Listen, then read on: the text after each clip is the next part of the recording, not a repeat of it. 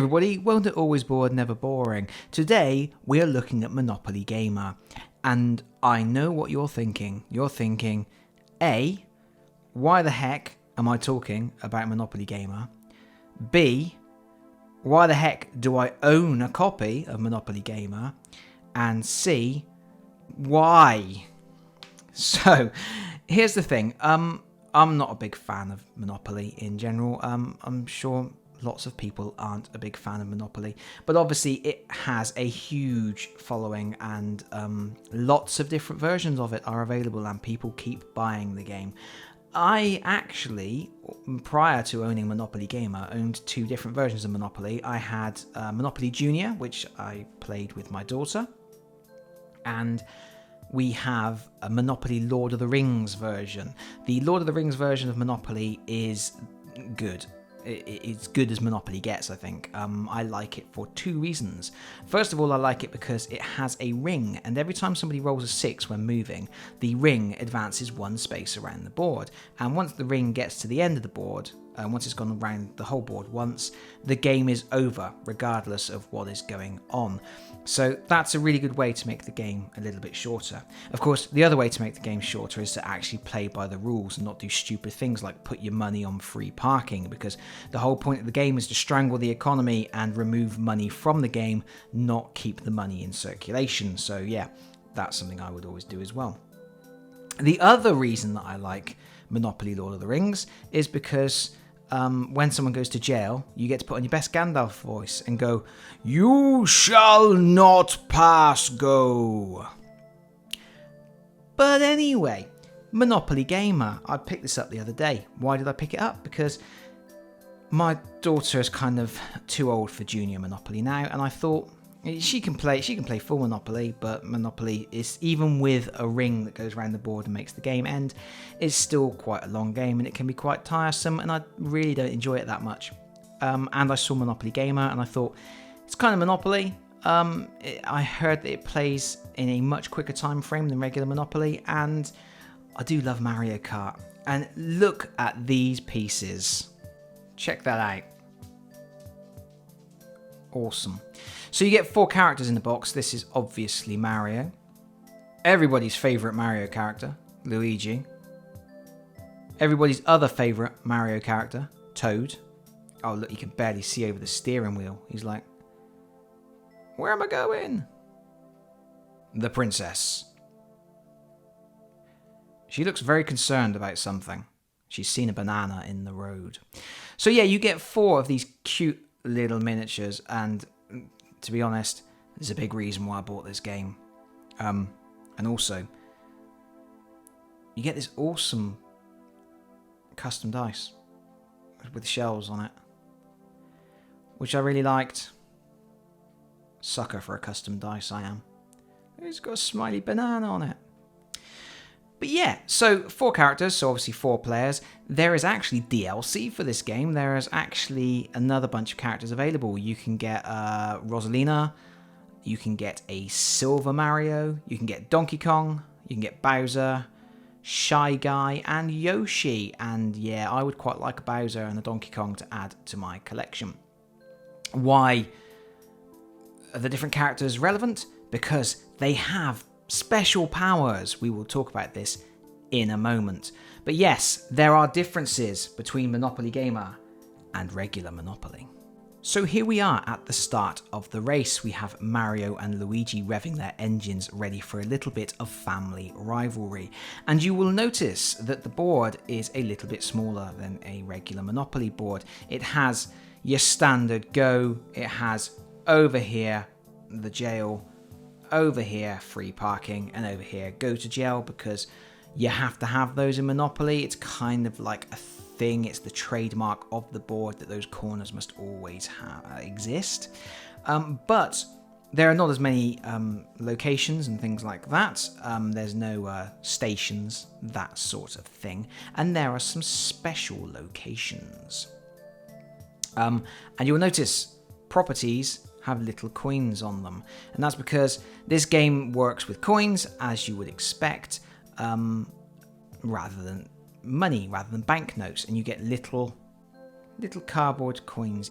So like in a regular game of Monopoly, you move around the board by dice roll, you always move in the same direction. This is a racetrack after all. And if you land on a location, you can purchase it for its face value. Later on in the game, if you need to make some money, you can sell it back to the bank for the face value, or you can sell it to another player for an agreed upon price. Other than that, the other spaces that you can land on are a little bit different. They are themed to Mario Kart. So here we have a boost. If you land on this space, you roll the dice again, you get to move again. Here is a power-up box. If you land on the power-up box, you roll the dice and you get to add that many coins to your bank, to your personal stash. Here is a power-up star.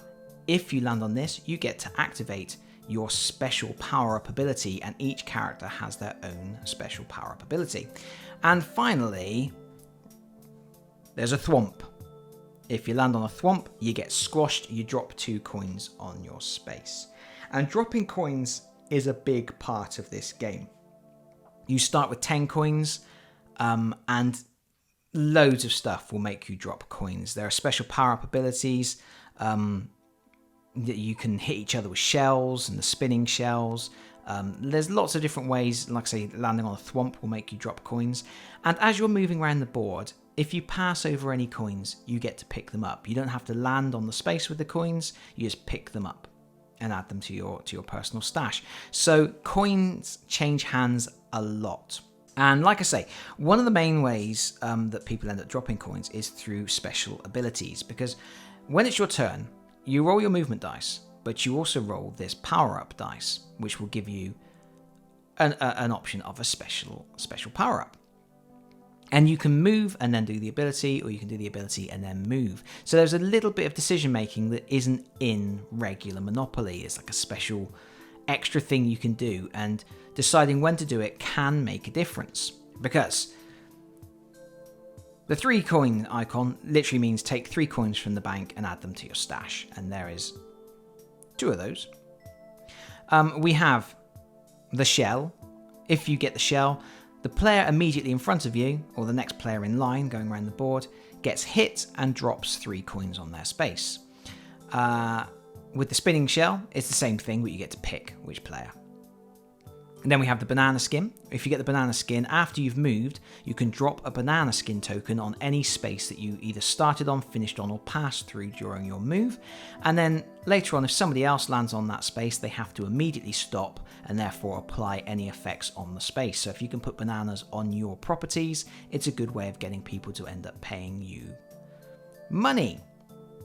And then there is the star. If you get the star, everybody on the board gets zapped and drops 1 coin, except for you yourself. So that's something that adds a little bit of choice to your turn, but also huge amounts of chaos. If you think about it, if you've got 4 players on the table, on your turn you can have a load of coins, and then the next player rolls a shell and hits you, and you drop 3 coins, and then the next player rolls a lightning bolt and you drop another coin, and then the next player rolls a lightning bolt and you drop another coin, and then it's your turn and you move and you hit a banana on another space and you have to drop some more coins or spend some more coins, and you can go from having all the money in the world to being flat broke. So that's one thing. The other thing, like I say, is there are power-up spaces, and each character has their own special ability. In fact, they have 2 abilities. They have a special ability that triggers if they hit the star, and they also have a special ability that triggers if they roll a particular result on the power-up dice. Here we have our character cards. Here's Mario. Mario is stupidly overpowered. If Mario lands on the star space, he gets to collect 3 coins. Then he rolls the numbered dice and moves again and follows the results of the space he lands on. So he's getting 3 coins and a free turn and any benefits of what he lands on. He zips around the board, and obviously bear in mind, as soon as you pass over coins, you pick them up. You don't have to land on them. So the more you move, the more chance you've got of scooping up money and adding it to your stash. He also has an ability that triggers when you roll 3 coins. And the 3 coin icon is the only one on the dice that appears twice. So he has more chance of triggering his special ability. And in this case, he can either collect 3 coins as standard, or he can add up to 3 spaces to his movement, which is amazing, because you either add the money to your stash, or you can use it to bunny hop over spaces you don't want to land on, like a thwomp or somebody else's property that they own. Yeah, so he's stupidly powerful. Then we have Luigi. If he lands on a star, he gets to move to the least expensive unowned property and buy it or auction it, which is excellent. If you've got the money, it's a great way of quickly adding to your portfolio of properties. And he also has a bonus related to the banana skin. If you roll a banana skin, you can place a banana on any one of your properties, not just on a space that you've passed through that turn. So also very good abilities. Then we have Toad. Toad is rubbish. Toad's star ability is situational best and significantly less powerful than Mario and Luigi's. You may drop up to 5 coins, and then you can move forward that many spaces and follow the rules of the space you land on. Being able to move up to 5 spaces forward is very good. It can do things like it can get you over a property that you don't want to land on because somebody else owns it, you don't want to pay a lot of rent, or it can get you onto a property that you want to buy, but having to spend the coins to move really limits the usefulness of this ability. Fortunately, Toad does have an extra way to gain a little bit of money. If you roll the lightning bolt symbol, as well as each player dropping a coin, each player has to give you a coin. So if you've got a lot of money, his special ability can be very useful, but I find it incredibly situational, and most times you end up not being able to use your star ability, which is a shame, because Mario and Luigi will hammer you. And then we have Princess Peach, and her star ability is at the end of your turn, you may roll the power-up die again and complete the action. This is always good. Rolling the power-up die, no bad thing ever happens from rolling the power die to you, so it's just very, very useful. And also, she has a bonus on the spinny shell, so when you roll that, 2 players drop 3 coins rather than just 1. So she's quite aggressive. She's all about hitting people and getting them to drop coins as much as possible, which doesn't always benefit her. So again, not as useful as Mario and Luigi. I would say Mario and Luigi do get the best of the power abilities. So race fans, things are really starting to heat up here. Mario is about to cross the finish line, or in fact reach go for the first time. Generally, apart from the whole power-up situation and the utter chaos that ensues from that, a lot of the game is very much what you would expect from Monopoly. So if you land on a space, you can buy it. If somebody lands on that space, they have to pay you the face value of that in rent. If you own both of the properties, then they have to pay you double. If they land on go to jail, they go to jail, and then they either have to pay to get out or they have to roll a 6 to get out. And free parking just gives you a little bit of a rest. So you're going around the board, you're buying properties, you're trying to get money off of other people, but in all honesty, a lot of the money changing hands comes from people shooting each other with shells or lightning bolts, people dropping coins onto the track, and then other people driving over those coins and picking them up. A lot less of it is relating to actually paying rent for landing on spaces. That's it's of reduced significance in this particular version of the game. The other major difference, the other deviation from the standard rules, is once a player passes go, and this is the good bit because this is the bit that speeds the game up. As soon as a player passes go, there is a race. The player who passes go draws the top race from a set of 8 race cards. And if there are no race cards left, it's game over. As soon as the 8th race is played, the game finishes. When a race starts, everybody who wants to, anybody who is not in jail, can pay the entry price to take part in the race. And then there's a dice off. It is just a straight dice off. There's no chance to pay to boost your dice, or there's no special powers in effect. It's literally everybody does a dice roll, and then you sequence people from highest to lowest, and people get awards based on their finishing position. It's either first and second or occasionally third. And then the winner of the race also gets to keep the card for its points value, because this game isn't about who's got the most money at the end, it's about who's got the most points. You get points for every race you've won, you get points for every property you own, and also every 5 coins is worth some points as well. So you add up your points, and that's who wins the game. And that's it. So that's the difference. Once those 8 races have been completed, it's game over, regardless of the current state of play. Nobody ever goes bankrupt. If you ever run out of money and you need to pay for something, you have to sell property. If you don't have any property, then nothing bad happens to you. You just get to carry on, because next turn you'll roll the coin that gives you, you'll roll the dice that gives you 3 coins, or you'll drive around over some coins and you'll have money again. You're never bankrupt for more than a couple of minutes in this game. And in fact, you can go from being the richest person at the table to the poorest person and back again in a single turn around the table. The game, Monopoly Gamer, fixes some of the problems with Monopoly, and it creates some problems. Obviously, it speeds things up. It makes things much quicker, more accessible. It's fun, it's cute, it's got the cute characters, which is a big draw. It's something you can play with people of all ages. There's a lot less of the gameplay that can cause people to have arguments, because nobody gets bankrupted, and because you're never out of the game. There's no player elimination. So there's a lot of good things there, and it really isn't about taking people's money away until they go bankrupt. It's about getting those points. It's about making sure that you get the properties to get the points.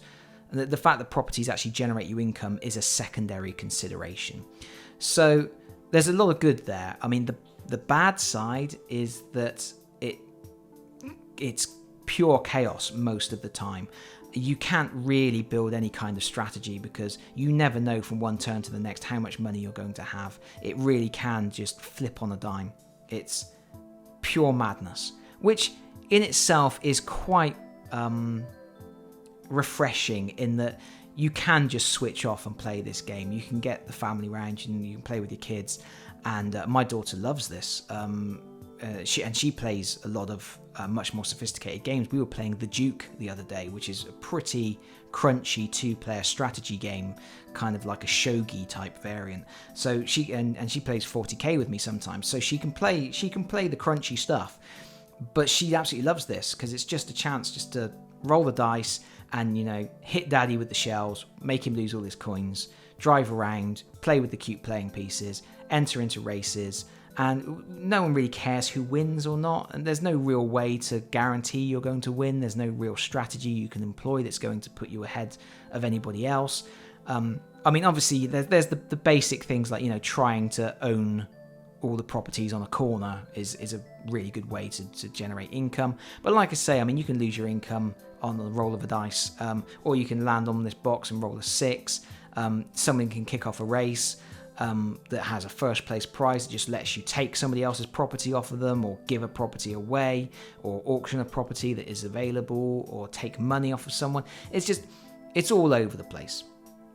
That also means there's a lot of time where you're fishing coins out, putting them into your stash, next turn immediately putting them out, putting coins on the table, taking them back up. There's a lot of fiddling around with the coin tokens, a little bit more than I would like, really. It slows the game down a little bit sometimes when you have to keep putting coins out on the table, and then picking them back up, and then putting them back down.